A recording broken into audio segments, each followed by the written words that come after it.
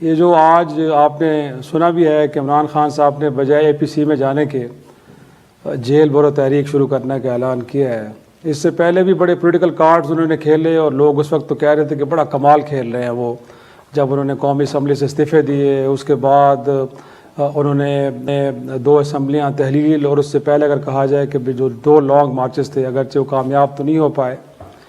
But آپ کو لگتا ہے کہ اب حکومت وقت کے لیے مشکلات پیدا کر پائیں گے؟ حکومت وقت کے لیے تو مشکلات پہلے سے ہی ہیں. عمران خان کے جیل بھرو تحریک سے قطع نظر جو آل پارٹیز کانفرنس کی ابھی انہوں نے شروع کیا ہے، 7 تاریخ کو ہونے جا رہی ہے، وہ بھی بظاہر ایک پریشر ہے، بہت زیادہ پریشر ہے انٹرنیشنل مانیٹری فنڈ کی طرف سے، کیونکہ اب تک انہوں نے خود وزیر اعظم صاحب نے بھی اس کا اعتراف کیا کہ انتہائی ناقابل یقین قسم کے شرائط آ رہی ہیں IMF کی طرف سے، غیر حقیقت پسندانہ انہوں نے کہا، لیکن یہ کہ وہ ہمیں قبول کرنی پڑے گی. اس کے ساتھ ایک بہت بڑا پریشر یہ ہے کہ جو بھی پروگرام IMF کے ساتھ طے پاتا ہے اس کے لیے تمام سیاسی جماعتوں کو متفق ہونا چاہیے، یعنی گرینڈ پولیٹیکل کنسنسس کی وہ ڈیمانڈ کر رہے ہیں. تو اب یہ ایک اچھا موقع یہ آیا کہ 31-30 جنوری کو پشاور کا وہ واقعہ ہو گیا، تو اس کی وجہ سے اب سیکیورٹی صورتحال کے کور میں حکومت کو، چونکہ مذاکرات چل رہے تھے IMF کے ساتھ، تو انہوں نے ایک موقع دیکھا اور آل پارٹیز کانفرنس بلا دی ہے. اب وہ عمران خان نے تو انکار کر دیا ہے، ضروری نہیں کہ آپ اسے اتفاق کریں، ان کو شرکت کرنی چاہیے تھی. ایک ایسا موقع ہے، اگر قوم کو، پاکستان کو اس سے فائدہ پہنچ سکتا ہے، یہ نہیں دیکھنا چاہیے کہ بیانیت ان کا بھی ہے کہ مشکل حالات ہیں یہاں پہ، ایک سیاسی افہام و تفہیم اور شاید گفتگو کا ماحول بننا چاہیے، لیکن ان کا جو کنڈکٹ ہے وہ تو انٹائرلی ڈفرینٹ ہے. وہ ظاہر ہے وہ اپنی ٹرف پہ کھیلنے، اپنی شرائط پہ کھیلنا چاہتے ہیں، اور خاص طور پہ جو ماحول بنا ہوا ہے ایک کے بعد دوسرے PTI کے رہنماؤں کے خلاف مقدمے، بغاوت کے، عوام کو اکسانے کے، یا دہشت گردی کے مقدمات. خود وہ عمران خان نے میرا خیال ہے آج ہی کہا ہے کہ کم از کم 60 FIR ان پہ درج ہیں. تو اس حالات میں تو ظاہر ہے کوئی بھی جو رہنما اتنے انتہا پسندانہ قسم کے اقدامات لے چکا ہو، جیسے 2 اسمبلیاں انہوں نے اپنی توڑوا دی ہیں، تو وہ اس صورتحال کے کانٹیکس میں کبھی بھی میرا خیال ہے کسی حکومت کی طلب کردہ کانفرنس میں نہیں جائے گا. لیکن اگین امتیاز صاحب 2014 میں یہی عمران خان صاحب تھے اور یقینی طور پہ 126 دن بیٹھے ہیں، لیکن جب سانحہ ہوا تو چلے بھی گئے. تو کیا لگتا ہے آپ کو، کیا اس وقت وہ کہیں سے آپریٹ ہو رہے تھے اور شاہ سے کچھ ان کو ہدایات آ رہی تھی، اس کے اکارڈنگلی وہ اس وقت کے آرمی چیف کو ملنے بھی چلے گئے رات کی تاریکی میں، پھر 126 دن کا دھرنا بھی ختم کر کے APC میں بھی چلے گئے، بٹ اب ان کو شاید لگتا ہے کہ وہ عوامی مقبولیت میں سب سے آگے ہیں اور اب پبلک ان کے ساتھ کھڑی ہے، تو بجائے کہیں سے ڈکٹیشن لینے کے یا اپنے آپ کو کسی کے سامنے سرنڈر کرنے کے، بہتر ایک پبلک سپورٹ کی بنیاد پہ کھیلا جائے اور جو ان کے من میں آ رہا ہے، جو ان کے دل میں آ رہا ہے وہ کریں، رادر یہ ہے کہ سچویشن کیا ڈیمانڈ کرے اس کے ساتھ جایا جائے. آپ کو کیا لگتا ہے اس وقت؟ دیکھیں، اول تو یہ کہ ڈکٹیشن کس نے نہیں لی ہے، یعنی ڈکٹیشن لینے والے وہ ایک لمبی تاریخ ہے، تو اسی لیے نا ہمیں ماضی میں نہیں جانا چاہیے کہ ڈکٹیشن اگر نہ لی ہوتی تو آج PDM کی حکومت ہوتی. کیا باتیں کرتے ہیں آپ. دوسری بات یہ ہے کہ وہ آپ نے سنا ہوگا 31 جنوری اور پھر 1 فروری کو وزیر اعظم صاحب کے، ہمارے محترم وزیر اعظم صاحب کے جو بیانات تھے، اس سے یہ ظاہر ہو رہا تھا، اور پوری ایک لائن میں لگے ہوئے تھے یہ لوگ، رانا ثناء اللہ صاحب، خواجہ آصف صاحب، کچھ اور وزیر تھے بشمول شہباز شریف کے. انہوں نے فوراً یہ مسئلہ اٹھایا کہ 417 ارب روپے اس صوبے کی سیکیورٹی پہ خرچ ہوئے ہیں، وہ کہاں گئے. پھر شہباز شریف صاحب نے یہ کہا کہ ان دہشت گردوں کو اس صوبے میں آنے کی اجازت کس نے دی. اب اتنے 2 بڑے جھوٹ بولے کہ گزشتہ 9 سالوں سے ایک حکومت وہاں پہ تھی PTI کی. اعزاز کو بھی پتہ ہے، آپ کو بھی پتہ ہے کہ جو بلیک ٹیررسٹ ہیں TTP والے، وہ کبھی بھی سویلین حکومت کے پاس نہیں رہے ہیں. ان کو صوبے میں آنے کی اجازت PTI نے نہیں دی تھی. ان کے ساتھ جو مذاکرات ہو رہے تھے وہ PTI کی حکومت نے نہیں کیے تھے. یہ سب کو پتہ ہے. آپ کو بھی معلوم ہے ISI کے سابق سربراہ تھے، انہوں نے زبانی اجازتیں لی صدر سے، آرمی چیف سے کہ کچھ لوگ آنا چاہتے ہیں، ہم اعتماد سازی کے اقدامات کے طور پہ ان کو واپس بلا رہے ہیں۔ دوسری بات وہ جو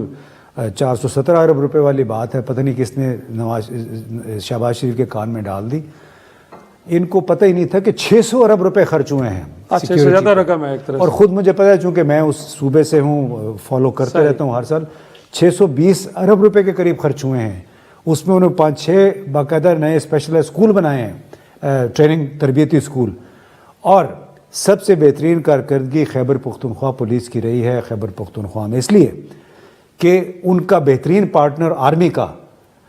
اس علاقے میں وہاں کی پولیس تھی۔ اب اس کے اوپر آپ سوال اٹھا رہے ہیں، تو ان سے کوئی یہ پوچھے کہ جب 2009 میں جی ایچ کیو پہ قبضہ ہو گیا تھا، اس وقت آپ نے یہ سوال اٹھایا تھا کہ اس فوج پہ اس ملک کا کتنے اربوں ڈالر سالانہ اگر خرچ ہوتے ہیں تو انہوں نے قبضہ کیسے ہو گیا جی ایچ کیو پہ، آئی ایس آئی کے ہیڈ کوارٹرز کیسے اڑ گئے؟ تو ہمیں جو منافقت کی سیاست ہے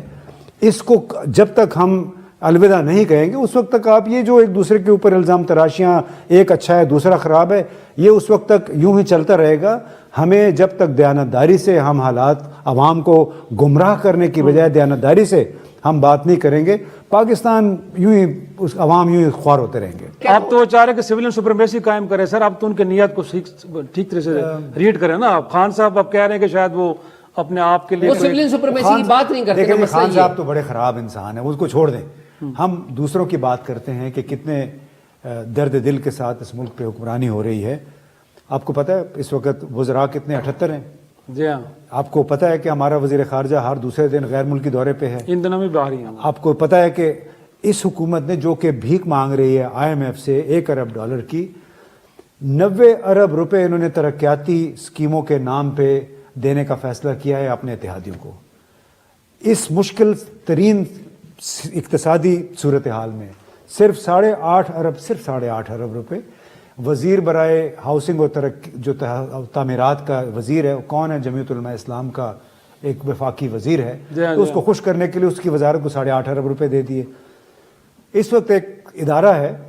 عسکری اسٹیبلشمنٹ کے ساتھ اس کا تعلق بنتا ہے، اور ان کے 50 رکنی وفد میں نے سنا ہے کہ وہ مطالعاتی دورے پہ برطانیہ جا رہا ہے، 5 دن کا دورہ ہے۔ ان پہ ڈالر لگیں گے، وہ ڈالر کہاں سے آئیں گے؟ جو کرٹیکل را میٹیریل ہے، جو مطلب دوائیوں کے لیے، آپ کی کیمیکل انڈسٹری، اس کے لیے تو ایل سی نہیں کھل رہی، اور یہاں پہ ان دوروں کے لیے تو یقیناً ڈالرز نکالے جا رہے ہوں گے۔ آخری بات میں یہ کہوں گا کہ جمہوریت اس وقت آتی ہے جب آپ کا اپنا طرز عمل بھی جمہوری ہو، جب آپ کی آپ کی جو پارٹی ہے وہ بھی جمہوری بنیادوں پہ کھڑی ہو۔ یہ نہیں ہو سکتا کہ آپ کہیں کہ میں چونکہ نواز شریف کی بیٹی ہوں لوگ مجھے پسند کرتے ہیں، یہی جمہوریت ہے،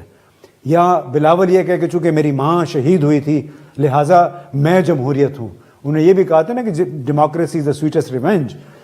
آپ کو اپنا طرز عمل سے ثابت کرنا ہو کہ آپ جمہوریت پسند ہیں، پھر سب سے بڑھ کے ہم ان کی جا کے حمایت کریں گے۔ عمران خان کا اپنا طرز عمل ہے، کوئی عمران خان کا اس کے طرز خطابت کے لیے جو کس قسم کے الفاظ دوسروں کے لیے استعمال کر، کوئی ان کی حمایت نہیں کرے گا۔ جو اصول ہیں، یس۔ امتیاز صاحب تھوڑا سا میں چاہوں گا کہ مفتی شکور صاحب کے جو مذہبی امور کے ہمارے وزیر ہیں، اور ڈی جی حج کی جو تعیناتی کا اشک بنا ہوا ہے جس کے اوپر خاتون ایک بیوروکریٹ نے 2 بار جب ٹیسٹ ہوئے ہیں تو دونوں بار انہوں نے ٹاپ کیا ہے، بٹ وہ چاہ رہے ہیں کہ خاتون کوئی ڈی جی حج نہیں ہو سکتی۔ تو ہم تو رو رہے ہیں کہ شاید سرحد کے اس پار طالبان خواتین کے اوپر قدغنے لگا رہے ہیں، تعلیم کی، ملازمتوں کی۔ یہ تو اسلام آباد میں شہباز شریف صاحب کی کابینہ میں ایک وفاقی وزیر بیٹھا ہے سر، یہ ان کا کنڈکٹ ہے،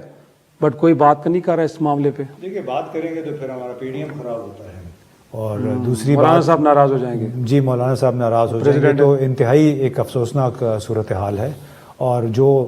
بیج جنرل ضیاء الحق نے بوئے تھے آج پاکستانی معاشرہ اس کی قیمت ادا کر رہا ہے۔ ان لوگوں کو ہمارے سر پہ انہوں نے بٹھایا تھا اس وقت، اور یہ مسلسل ہر حکومت کا حصہ رہے ہیں، اور انہوں نے ہی ایک ایسی رجعت پسندانہ سوچ کو جنم دیا ہے کہ آپ نے دیکھا ہوگا پشاور میں ایک مقامی اسکول میں اتنا بڑا واقعہ ہوا کہ کسی نے شرارتاً کچھ ایسے الفاظ لکھ دیے، اور اس کے اوپر اتنا ہنگامہ ہو گیا کہ طلباء نے اسکول بند ہونے کے باوجود وہاں پہ توڑ پھوڑ کر دی، بغیر سوچے سمجھے ہوئے ان کو بتایا بھی گیا کہ یہ کسی کی شرارت ہو سکتی ہے، تو اس کو انویسٹیگیٹ کرنے دیں۔ تو جو کچھ یہ ڈی جی حج کے ساتھ ہو رہا ہے، یہ بات ہماری پہلے سیگمنٹ پہ آئے گی کہ جب تک اس منافقانہ اور مذہب کے نام پہ یہاں پہ سیاست کا خاتمہ نہیں ہوگا، مذہب کو ایک انسٹرومنٹ کے طور پہ جب تک یہ استعمال کرنا بند نہیں کریں گے، کوئی بھی پارٹی ہے، چاہے وہ عمران خان ہے، چاہے نواز شریف ہیں، چاہے زرداری ہیں، اس وقت تک ہمارے معاشرے میں بگاڑ جو ہے مسلسل یہ بڑھتا چلا جائے گا. ہماری آپ کی زندگیاں بھی لگتا ہے کہ آہستہ آہستہ خطرے میں پڑتی جائیں گی کہ آپ اپنی مرضی کی بات نہیں کر سکتے، اور یہ کہ بغیر انویسٹیگیٹ کیے ہوئے آپ ایک دم اس قسم کے الزامات لگانا شروع کر دیں. یا پھر یہ مولانا صاحب کو دیکھ لیں، وہ 22 سپیریئر سروسز کی خاتون ہے، اس نے پاس کیا ہوا ہے، اور اس میں ان کے اپنے مولانا نے کہا ہوا تھا کہ بھئی اگر ہم جمہوریت کی بات کریں گے، اگر ہم پارلیمنٹ کا حصہ ہیں تو ہمیں جمہوریت پہ پھر اس پہ یقین بھی کرنا پڑے گا، اس کو پریکٹس بھی کرنا پڑے گا. جب بے نظیر بھٹو صاحبہ نے ان کو کشمیر کمیٹی کا چیئرمین بنایا اس وقت انہوں نے یہ باتیں کی تھی. تو مجھے یہ لگتا ہے کہ ہم ایک ریورس گیئر میں ہیں، اور کس وجہ سے؟ سیاسی مصلحتوں کی وجہ سے.